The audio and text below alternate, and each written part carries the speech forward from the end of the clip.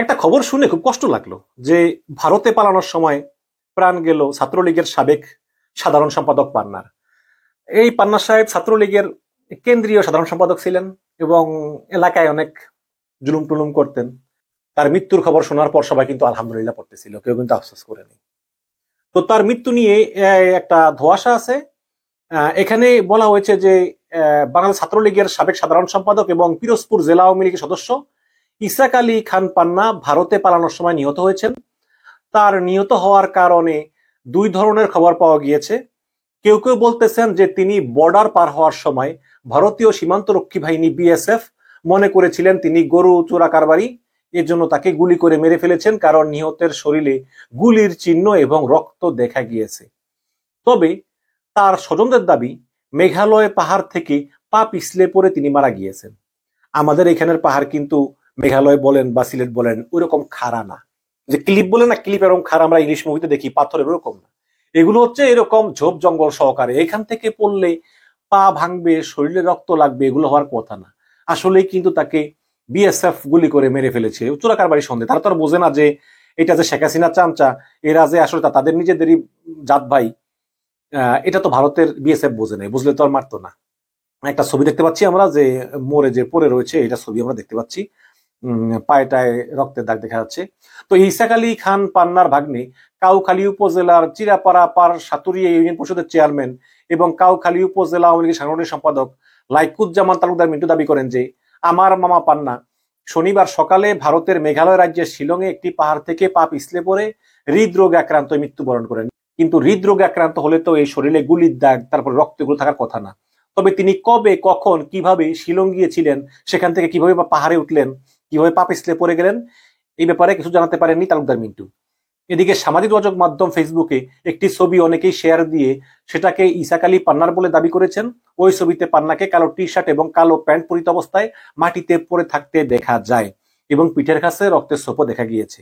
এখানে উল্লেখ্য যে 1994 সালে কেন্দ্রীয় ছাত্রলীগের সাধারণ সম্পাদক নির্বাচিত হন ইসাক আলী খান পান্না এবং 2012 সালের সম্মেলনের পর ইসাক আলী খান পান্না আওয়ামী লীগের কেন্দ্রীয় উপকমিটির সাধারণ সম্পাদক হন। মানে খুব দুঃখ লাগে যে দেখেন, প্রথমত শেখ হাসিনা সবাইকে বলেছিল যে তোমাদের চিন্তার কোনো কারণ নাই, কারণ তোমরা যে মনে করতেছো যে আওয়ামী লীগ ক্ষমতা থেকে চলে গেলে বিএনপি অত্যাচার করবে, বিএনপি প্রতিশোধ নেবে, এগুলো কখনোই হবে না। কারণ ভারত আজীবন আমাদেরকে ক্ষমতা টিকিয়ে রাখবে, ভারত আমাকে টিকিয়ে রাখবে আমার মৃত্যু পর্যন্ত। আমার মৃত্যুর পরে আমার ছেলে বা মেয়ে তারা ক্ষমতায় আসবে, তাদেরকে টিকিয়ে রাখবে তাদের মৃত্যু পর্যন্ত, তারপর ওদের নাতি আসবে, এইভাবে ভারত টিকিয়ে রাখবেই। সুতরাং তোমরা যারা বিএনপির উপর জুলুম করতেছো, অত্যাচার করতেছো, গুম করতেছো, খুন করতেছো, তারা অন্তত করে যাও, কারণ ওই বিএনপি ক্ষমতায় আসাও হবে না আর প্রতিশোধ নেওয়া হবে না। সুতরাং তোমরা তোমাদের এই অত্যাচার অবিচার তোমরা করতে থাকো। তো এইভাবে ছাত্রলীগ, যুবলীগ, পুলিশ সবাইকে এভাবে লেলিয়ে দিয়েছে। তো ওরা চিন্তা করেছে যে আচ্ছা যাই হোক, যদি অন্তত ওইরকম বিপদে পড়ি, ভারত তো আমাদের বন্ধু রাষ্ট্র, অন্তত ভারতে তো গিয়ে থাকতে পারবো, তাই না? তো সেই হিসাবে কিন্তু এই ভারতে অনেকে গিয়েছে, অনেকে সফলও হয়েছে, পুলিশের ধরা পড়েনি, অনেকে ভালো দালাল পেয়েছে। কিন্তু কিছু কিছু ক্ষেত্রে আমরা দেখলাম যে আসলে ভারতও কিন্তু জায়গা দেয় না।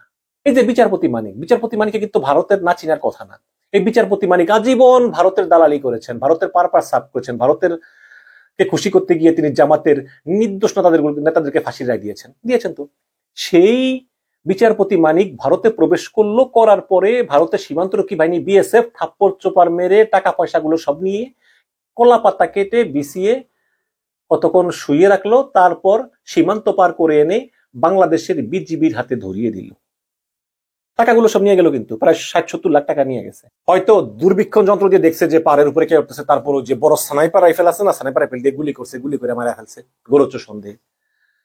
তো অবাক লাগে আসলে, মানে আওয়ামী লীগের পতন, এরকম পতন, অবাক কাণ্ড। আমি বারে বারে বলেছি যে এই 15 বছর ধরে আপনারা যত বেশি নির্যাতন করতেছেন, পতন কিন্তু তত বেশি তীব্র হবে, এত বেশি তীব্র হবে যে বলার মতো না। আজকে দেখেন আপনি, বিচারপতি মানিককে আদালতে আনতে পারে না, মানুষের মায়ের ধরে তাকে আবার হসপিটালে ভর্তি করতে হয়েছে, তার অপারেশন করতে হবে, তার নাকি খুবই মেরেছে তাকে। তারপরে আওয়ামী লীগের আরো এমন নেতা আছে, যেমন স্বরাষ্ট্রমন্ত্রী কামাল, তাকে পুলিশ ভয়ই আদালতে আনতে পারতেছে না, তাকে হয়তো গোপন কোনো জায়গায় আটকে রাখছে পুলিশ, তাকে ভয়ে আদালতে আনতে পারতেছে না, যে আদালতে আনলে কি অবস্থা হবে। মানুষের যে ক্ষোভ, পতন কাকে বলে। তারপরেও আমরা ভুলে যাই যে মানুষের উপর অত্যাচার জুলুম আমরা করি, এটা কিন্তু করা উচিত না। কারণ ইতিহাস বারে বারে ফিরে আসে। আজকে আপনি এই মানিকের উপর ঘৃণার পরিমাণ দেখেন। আজকে এই পান্না মারা গেল, এই পান্না কত বড় নেতা, একজন রাজনীতিবিদ, সে এত ঘৃণিত, সে জানে যে তাকে পেলে মেরে ফেলবে, এই জন্য সে বর্ডার ক্রস করে সে ভারতে যাওয়ার পথে সে যেই তার নেত্রী যেই দেশের পারপাস আজীবন সার্ভ করেছে সেই দেশের বর্ডার সিকিউরিটি গার্ডরা তাকে গুলি করে মেরে ফেলল। কি করুণ পরিণতি!